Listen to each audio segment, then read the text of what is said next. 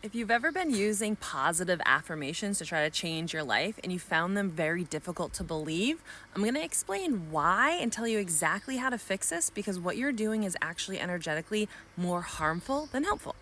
My name is Aaliyah. I teach you the nuances of law of attraction so you can finally get it to work for you and get everything you want. If this is your path, you can follow.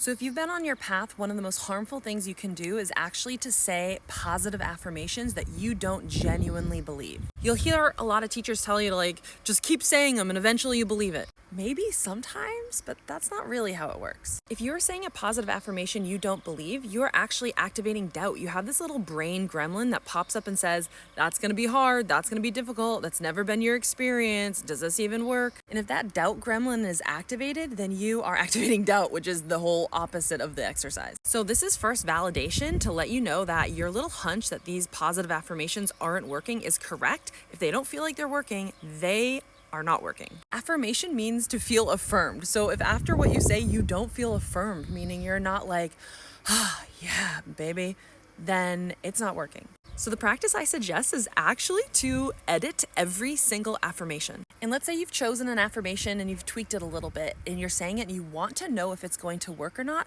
There's two questions to ask yourself. Number one, do you genuinely believe what you just said? And do you feel better? Do you feel good? Do you feel a little bit better than whatever bullshit you were saying before? If you don't feel better and believe it, it's not working. You might be like, well, of course I don't believe it. I'm trying to get myself to believe something. The art of choosing an affirmation or mantra is to choose another truth you already believe that brings relief to your body. I'll show you exactly how. Let's say that you have been feeling broke and you know you have negative thought patterns around money, or maybe your business is doing fine, but it's not growing. And you know you have some sort of pattern around it's hard. So then you come up with an affirmation that's like, it's easy, money's coming to me. But we know what's going to happen there. The gremlin's going to be like, no, it's not.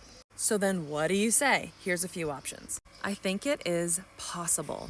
Or I am ready to think differently. Feel that, right?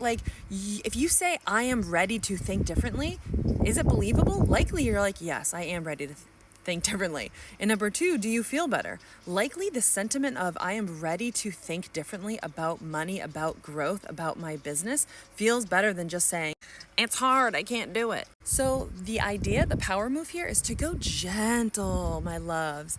Figure out what bullshit you're saying. Try to think of an affirmation. Check it. Does it feel good? Is it believable? If not, lower it down. Find one that genuinely is a belief that feels better. And then practice the hell out of it, all day long. Set 10 alarms a day. I promise you, within a couple days, a couple weeks, your new baseline of energy will be raised up and you'll actually be ready for something even more powerful. This is how you get yourself to believe something you don't actually believe and get energy to work for you.